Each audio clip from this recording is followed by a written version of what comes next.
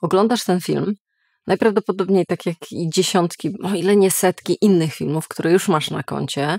Na półkach w twoim domu są książki rozwojowe o medytacji, o samoświadomości, o stawianiu granic, o wewnętrznym dziecku.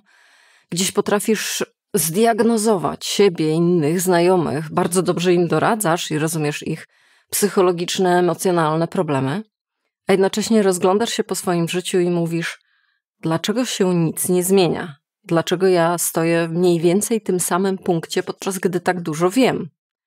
No i muszę ci powiedzieć, że to jest bardzo naturalna, normalna sytuacja. Powiedziałabym, że to jest bardzo popularna, powszechna pułapka rozwoju osobistego, w którą być może też się gdzieś złapałeś lub złapałaś. Polega ona na tym, że bardzo dużo wiedzy daje złudzenie praktyki. Dlaczego tak się dzieje? Jak się tego wystrzec i właściwie na jedną rzecz, na jaką jedną rzecz trzeba zwrócić uwagę? No właśnie dzisiaj w tym filmie ci to wszystko opowiem.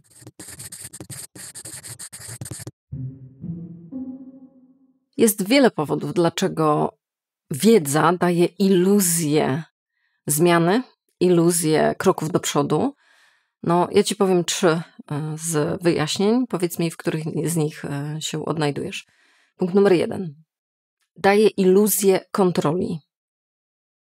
Kiedy odpowiesz sobie na przykład na pytanie, dlaczego jestem people pleaserem, czyli taką osobą, która wszystkich zadowala i bardzo się stara w każdych relacjach, to jeszcze nie oznacza, że cokolwiek w tej kwestii się zmienia. To oznacza tylko tyle, że zdobyłeś lub zdobyłaś pewną wiedzę, pewną świadomość. I podczas gdy ona oczywiście jest ważna, to jest super istotny punkt pierwszy w całym procesie zmiany, to nie jest to punkt ostatni.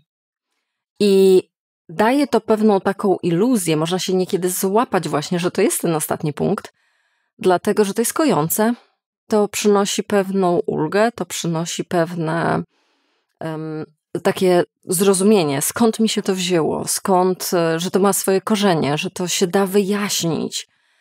No przynosi właśnie takie wrażenie, że wow, no to poczyniłem olbrzymi krok naprzód. I podczas gdy faktycznie tak jest, tak jak powtarzam, to jest pierwszy krok. To jest pierwszy krok, a nie całe rozwiązanie. To jest pierwszy krok, a nie cały proces. I dlatego to daje iluzję kontroli i przejęcia tej kontroli nad całym zagadnieniem. I dlatego to jest pułapką, ale to jeszcze tylko pierwszy punkt. Przechodzimy do drugiego. Jest bezpieczna i komfortowa. Czytanie książki o stawianiu granic, oglądanie filmu na YouTube o asertywności jest o wiele bardziej komfortowe, nawet jeżeli samo poruszanie tego tematu jest dla ciebie trudne, ale jest o wiele bardziej komfortowe niż faktyczne wejście w konfrontację z tą osobą, która gdzieś tutaj leży jako źródło w ogóle tego, że ty sięgasz po tą książkę i po ten film. Więc przeprowadzenie trudnej rozmowy to jest narażenie się na to, że po pierwsze się zestresujesz, to jest napinające, to jest stresujące. Po drugie nie masz pojęcia, jak druga strona zareaguje, więc jest to pewne ryzyko, a ryzyko jest znowu napięciem. Poza tym no, na pewno bierzesz pod uwagę to, że ojej, ale jak ja zareaguję, jak ja na to odpowiem, jak to się potoczy, czy ta relacja się nie zakończy. Czyli konfrontujemy się i ze zwątpieniem w siebie, ale i także w całą relację. No i z ryzykiem, że ona może faktycznie gdzieś się zakończyć, że być może wyjdzie faktycznie to na jaw, że ona istniała dlatego, bo ty nie miałeś lub nie miałaś asertywności i nie stawiałaś granic. No i to jest niekomfortowe. Porównaj to do czytania książki z herbatą, gdzieś w łóżeczku, pod kocem. Nawet jeżeli ta książka jest bardzo trudna w przyjęciu, to nie jest to aż tak trudne, jak przeprowadzenie trudnej, ciężkiej, konfrontacyjnej rozmowy. I znowu mamy pułapkę, na którą można się złapać, jeżeli chodzi o wiedzę. I punkt numer 3 daje natychmiastową gratyfikację. No i jeszcze jedną rzecz chcę wspomnieć, mianowicie to, co właściwie jest i z jednej strony dobre, ale z drugiej strony właśnie też ma swoje wady. zwłaszcza stosowane na dłuższą metę, czyli to, że czytasz jakąś książkę albo obejrzysz jakiś film i będziesz miała tak zwany swój moment, aha, to teraz rozumiem, to teraz mi się gdzieś tam pootwierały jakieś klapki, które wcześniej właśnie nie dopuszczały do tego, że to jest spójny obraz i ma to sens, jak się zachowuję, co się dzieje w moich relacjach, dlaczego tak reaguję w pracy, dlaczego to, dlaczego tamto. No to jest niesłychanie nagradzające. Możesz poczuć taki przypływ i pozytywnej energii, i sił, i ukojenia, i tego, że to jest takie wrażenie, że to jest ogólnie bardzo nagradzająca sprawa. Zrozumieć, na czym twoje problemy polegają. I znowu mamy, tak jak mówię, to jest troszkę broń obosieczna, to fajnie, że to się dzieje, mi bardzo dobrze, że tak jest, że dochodzisz do jakichś odkrywczych wniosków i to nie jest dziwne, że ciebie to nagradza. Ale znowu lądujemy w tym samym miejscu. To nie jest koniec. To jest początek. A jeżeli uznamy, że to jest koniec, czyli okej, to już wszystko rozumiem, połączyłam sobie kropeczki i już jest robota wykonana, ja już przepracowałam ten temat, no to znowu wrócimy do punktu, ale dlaczego się nic nie zmienia? Dlaczego w moim życiu się tak mało zmienia, skoro ja tak dużo już przepracowałam? No to jest właśnie ta pułapka, to jest ten fałszywy wniosek. Co zrobić, żeby z niego wyjść? No, mamy wiele rzeczy do zrobienia, ale tak naprawdę sprowadzę je do jednego wspólnego mianownika. I to będzie ten jeden punkt, który naprawdę chcę, żebyś z tego filmu wyniosła lub wyniósł, co pozwoli ci zamienić tę wiedzę na praktykę. Więc od teraz twoim celem nie jest już gromadzić więcej wiedzy, tylko doświadczać więcej. I tutaj chcę cię zapoznać z zasadą niedoskonałych, niewygodnych, małych, częstych eksperymentów. I to będzie ten klucz, to będzie ten jeden czynnik, dzięki któremu przemienisz swoją teorię, która już gdzieś gigantycznie się być może rozbudowała, na to, żeby faktycznie zauważać, nabyłem tej wiedzy i widzę zmiany w swoim życiu. Tylko że musimy się trzymać właśnie tego, co ci przed chwilą przekazałam. A chodzi mi o to, że po pierwsze, to musi być niewygodne. Niewygodne eksperymenty. Niewygodne eksperymenty w swoim życiu, kiedy na przykład chcesz nauczyć się więcej asertywności, stawiania granic, gdzieś poczucia własnej wartości, własnej ważności. To się nie zadzieje dlatego, że będziesz siedzieć, dlatego, że będziesz czekać, aż to się zjawi. To się zadzieje w działaniu. Więc musimy włożyć się w różne doświadczenia, a one od razu, załóżmy sobie je od razu, przygotujmy się, że będą niewygodne. Bo będziesz robić coś innego, chodzić innymi ścieżkami, to ma prawo być niewygodne, niekomfortowe. Masz prawo się poczuć niekomfortowo.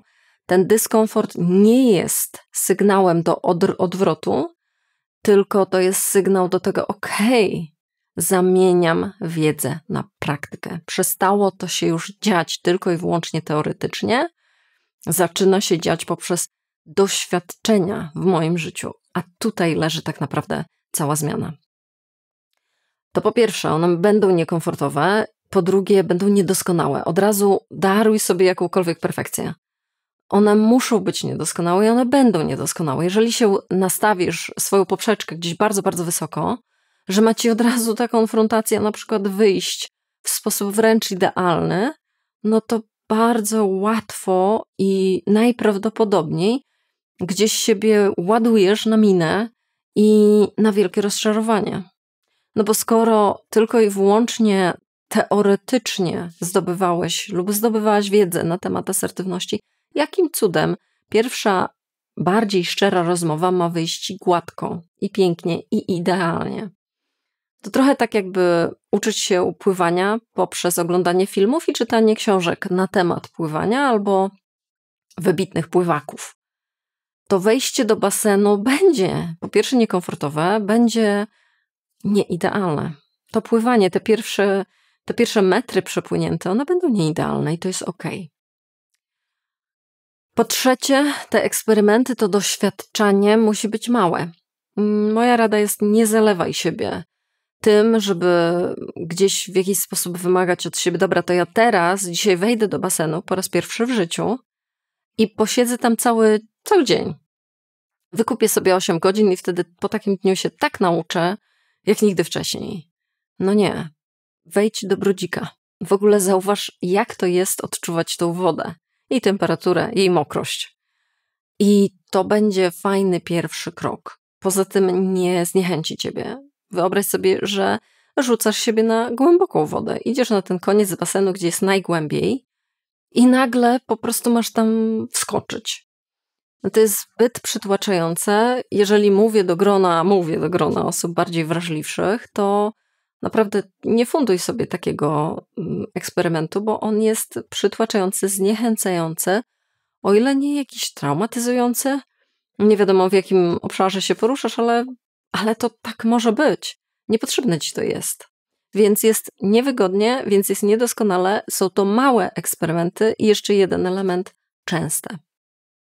To nie może być, bo ja wczoraj gdzieś coś zrobiłam, albo bo ja raz w życiu faktycznie weszłam do basenu, ale okazało się takie niewygodne, i poza tym ja nie jestem idealnym pływakiem, okazało się wtedy, jak byłam. Albo 2 razy, albo 5 razy, albo 10 razy. To nadal jest za mało, to nadal jest tylko 10 razy. Jeżeli mówimy o umiejętności, którą ty bardzo cenisz i bardzo jest ci potrzebna, to musimy to po prostu przestać liczyć w ogóle, te wejścia do basenu. Musimy to przestać gdzieś odnotowywać i czekać na jakąś magiczną cyfereczkę, która wybije i powie: okej, dobra, już potem nie musisz. No jeżeli nie będziesz wchodzić potem do tego basenu, to znaczy, że twoje umiejętności rdzewieją. Więc zajmijmy lepiej inną pozycję, która powie: nie będę siebie przytłaczać, nie musi być idealnie, może być niekomfortowo i jednocześnie będę to powtarzać. Bo to się dzieje właśnie w powtórkach. W związku z tym mamy doświadczenia. Zauważ, jak dużo tutaj jest do zrobienia. Nie oglądając filmu, nie czytając książce, nie siedząc i rozmyślając, jak to moje życie może wyglądać itp. itd. Nie, po prostu zakasujemy rękawy i idziemy do pracy. Jest bardzo dużo do wykonania. I tu właśnie wychodzimy z tej pułapki. Z tej pułapki, w której być może siedzisz i myślisz: dlaczego w moim życiu się nic nie zmienia, podczas gdy tak dużo wiem, coraz więcej. Właśnie dlatego. Bo brakuje tych eksperymentów, które są nieidealne, niekomfortowe, częste, małe. Zdaję sobie sprawę, że to, co dzisiaj mówimy, jest wyzwaniem i może być bardzo dużym wyzwaniem, dlatego też jeżeli potrzebujesz wsparcia czy konsultacji, zaprojektowania takich małych eksperymentów, to zapraszam na konsultację 1 na 1 online. Jak to zrobić, jak się mówić, zostawiam linki pod tym filmem. Przy okazji zapraszam do newslettera, bo być może właśnie potrzebujesz więcej wsparcia, ale w formie pisanej raz w tygodniu. Newsletter to właśnie jest takie miejsce, gdzie dajemy sobie spokój. A my przechodzimy do kilku przykładów, bo dobrze jest to wszystko zobaczyć, jak to może działać faktycznie na danych, konkretnych tematach. Jeśli wiesz, że boisz się oceny, jeżeli boisz się oceny innych ludzi, jeżeli gdzieś uważasz, że absolutnie musisz na tą ocenę sobie zapracować, a ona musi być jak najwyższa, czyli masz nie stwarzać problemu, masz nie robić zamieszania, masz zawsze wychodzić z niesłychanym poczuciem, że dobre wrażenie zrobiłaś na drugim człowieku, no to specjalnie, takim eksperymentem, specjalnie będzie zaaranżowanie sytuacji, w której stajesz się trochę problemem. I pamiętaj, mówimy o małych sytuacjach, o częstych. Nie robimy czegoś takiego, że wychodzimy na ulicę i robimy jakiś taki problem, że ludzie by wezwali policję, to nie o to chodzi. Ale na przykład możesz wejść do sklepu, do drogerii i trochę powybrzydzać, trochę pomarudzić, zawołać ekspedientkę, poradzić się jej czy jego i trochę powybrzydzać i powiedzieć ostatecznie po na przykład 5 minutach takiego wybrzydzania: a nie, to dziękuję. Może poszukam gdzie indziej. I to tylko takie całe, tak? Co to oznacza? No to oznacza, że nie jesteś tym klientem, czy klientką, która jest super łatwa do obsługi, która tutaj w ogóle nie robi żadnego problemu, tylko troszeczkę sobie pomarudzisz. Nie dzieje się nic złego, nie dzieje się nic wielkiego, ale ty się wystawiasz na zrobienie trochę zamieszania. A zauważ, że póki co to było dokładnie to, czego unikałaś. Jeśli wiesz, że jesteś zadowalaczem, oczywiście ktoś, kto jest zadowalaczem, będzie zawsze się zgadzał. Czyli kiedy ktoś ci proponuje, chodź idziemy na lunch, sobie chodź pójdziemy na kawę, czy coś zróbmy, to co zrobi zadowalacz? Oczywiście przytaknie. Oczywiście powie, tak, no wszystko mi pasuje, wszystko jest okej, tak, możemy tam, nie ma problemu. Znasz takie coś? No więc jeżeli tak jest, a chcesz z tej tendencji swojej wychodzić, no to odstawiamy tę książkę na bok, tak? Teoretycznie wszystko wiesz, natomiast specjalnie przy najbliższej okazji powiedz, nie, ja tam nie lubię chodzić za bardzo. Chodź pójdziemy do innego miejsca. Chodź zaraz poszukamy gdzie indziej, jakiejś innej kawiarni. Nie po to, żeby faktycznie wyszukać jakąś kawiarnię, tylko że rzecz jasna po to, żeby powiedzieć nie. I zauważ, znowu jest to bezpieczny eksperyment. To nie jest tak, że od tego zawali się twoja cała relacja, a powiem ci szczerze, że jeżeli od tego ma się zawalić cała twoja relacja, to przemyśl tą relację. Naprawdę to wymaga. Jest to pewna czerwona flaga. Natomiast pamiętaj, to co ćwiczymy, to nie jest to, żeby było pięknie, żeby było idealnie, żeby druga strona powiedziała, a co ty tam wymyślasz, dlaczego mamy zmieniać? To nie ma w ogóle nic innego zrobić niż to, żebyś ty powiedziała lub powiedział, nie, ja tam nie chcę. I to takie całe. Jeśli wiesz, że musisz zacząć o siebie dbać. Jeśli masz problemy w dbaniu o siebie, to znaczy, że zapewne dbasz o innych komfort i o to, żeby gdzieś oni czuli się zawsze bardzo wygodnie. No i to jest wielka arena do twojej praktyki. To jest właśnie twoja siłownia. Czyli następnym razem, kiedy ktoś ci ciągle mówi przez telefon, a ty już masz ochotę zakończyć tą rozmowę, albo to spotkanie przeciąga się i ty naprawdę już nie masz w ogóle ani sił, ani energii do tego, żeby to dalej kontynuować, ale zwyczajowo w ogóle o sobie zapominasz i nie patrzysz, w ogóle nawet nie monitorujesz poziomu swojej energii, to tutaj zróbmy coś odwrotnego. Wejdź w lepszy kontakt ze swoimi myślami pod tytułem ale jestem zmęczona, ale chce mi się spać, ale bym już stąd wyszła. Po pierwsze. Po drugie, powiedz to. Powiedz, że boli cię głowa, powiedz, jestem bardzo już dzisiaj zmęczona, sorry, ale naprawdę muszę iść się położyć. Spotkamy się za tydzień, zdzwonimy się jutro. I to takie całe, co mówisz. Natomiast całe wyzwanie, być może powiedzenie nie jest wyzwaniem, może być, ale być może większym problemem są wyrzuty sumienia. Czyli może coś ci przychodzi do głowy tego typu, ale się zachowałam niemiło, niekoleżeńsko, niesympatycznie. Gdzieś ta osoba chciała coś o sobie opowiadać 2., 3. godzinę, a ja jej przerwałam. No i tutaj jest ten wyrzut sumienia. To ma prawo się pojawiać. A twoim zadaniem nie jest niwelowanie i eliminacja tego wyrzutu sumienia, tylko przeżycie go, przejście przez niego. Trochę tak jak wchodzimy do tego basenu i możesz mieć, zwłaszcza na samym początku, poczucie, że ta woda jest zimna. Że co oni w tym basenie robią, że oni tego w ogóle nie podgrzewają.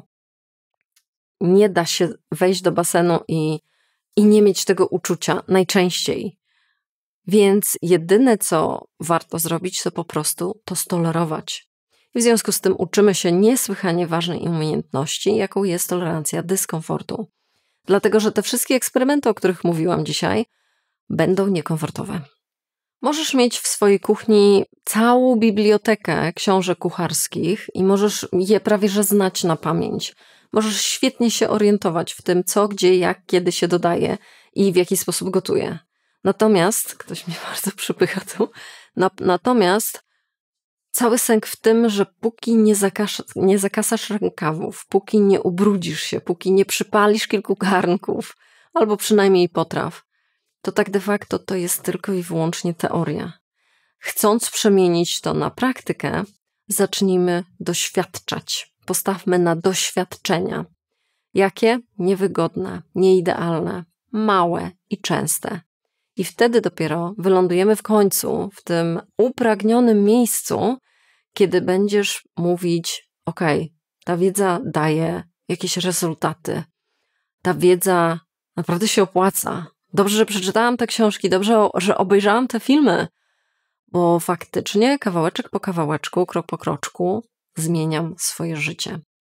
A wydaje mi się, że właśnie do tego to wszystko służy, no nie? Te wszystkie filmy, te wszystkie książki, ta cała wiedza.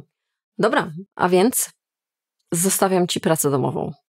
Czyli teraz, tu i teraz zaprojektuj swój eksperyment. Przynajmniej pomyśl, co jest takim, gdzie jest ten basen, gdzie jest ten brodzik, do którego możesz włożyć chociażby stopę. To nie musi być duże i nie musi być idealne, pamiętaj. Ale jaki jest jeden krok, który mogłabyś lub mógłbyś zrobić właśnie w tym temacie, w którym najczęściej pojawia Ci się wniosek, no ja tak dużo wiem, ale co z tego, nic się nie zmienia. No właśnie w tym temacie. I zostaw mi komentarz. Podziel się tym, to będzie też taka zachęta dla Ciebie, że ojej, gdzieś tam zapisałem to, więc może jednak coś zrobię. To będzie obopólny zysk, dlatego że Ty zyskujesz jakąś świadomość, pierwszy krok, motywację do działania, a każdy komentarz, każde kliknięcie, subskrypcja to jest wsparcie tego, co robię, podobnie jak wsparcie poprzez inne platformy, za co bardzo, bardzo dziękuję wszystkim wspierającym. Wasze wsparcie jest super istotne i dodaje mi skrzydeł w robieniu tego, co robię. Jeżeli gdzieś uznałeś, że ten film lub inne przydadzą Ci się i masz ochotę się podłączyć pod to wsparcie, zapraszam. Są linki pod spodem, żeby to zrobić. I cóż, my widzimy się następnym razem. Do zobaczenia.